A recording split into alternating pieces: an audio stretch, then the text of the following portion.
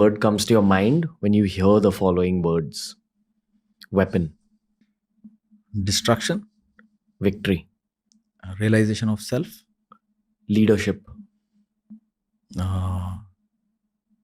truth, struggle, reality, brotherhood, love, fashion.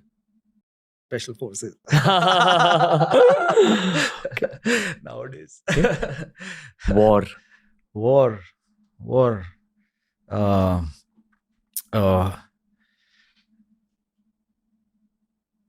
Unnecessary necessity. oof. Love. Love, existence, reason for existence. Who is your personal favorite superhero and why? Wolverine. Very apt. But why? Why? Well, because he has a heart. B, he's detached. Yeah. Okay. C, he has got claws. D, he's indestructible. Okay. But the only thing is, he can't die. That's the problem. He should be able to die. 3 movies that impacted your life Okay. and why? 3 movies that impacted my life. All movies kind of impact in some way or the other, so I really can't say which movie would have impacted my life.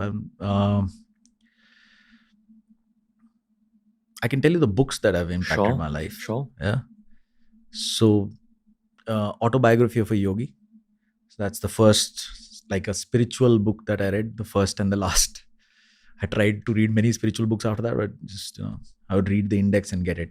So no interest to go any further.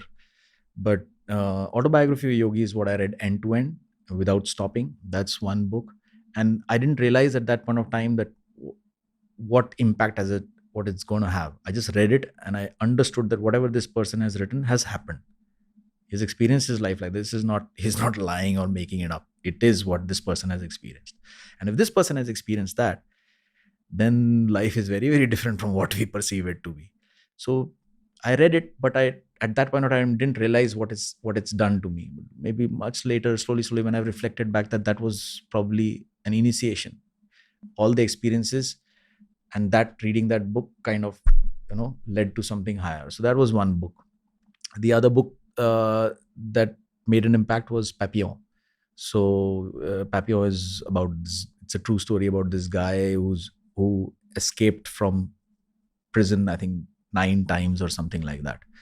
So his life, so how his spirit of freedom, well, he got out of impossible situation, and every time he kept getting caught, the punishment kept getting higher and higher and higher and higher. But yet he kept doing it and doing it, and went till the time he finally escaped.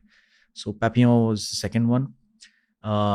Third book was Ayn Rand. So Ayn Rand is Fountainhead and Atlas Shrugged. These 2 things. And actually in that particular book, there is this line, where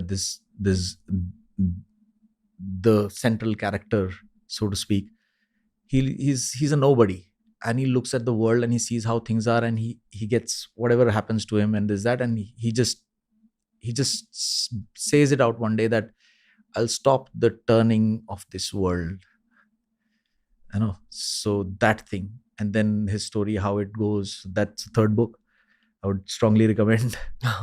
And then there is Mysteries of the Unexplained. That's by it's like a coffee table book by Reader's Digest. That had a deep impact on me. I read it when I was very, very small. Like about aliens and ghosts? About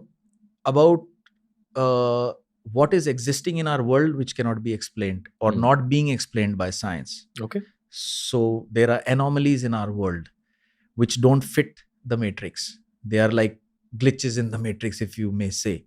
There is no logicality behind their existence, but yet very much they are there. Okay. They prove entire history wrong. They prove science wrong. They prove everything wrong. And the very fabric of how we perceive our world is destroyed by their existences. Okay. So that's a book which which lays out all of these various anomalies which are around the world, which are existing. That would one thing I would definitely recommend.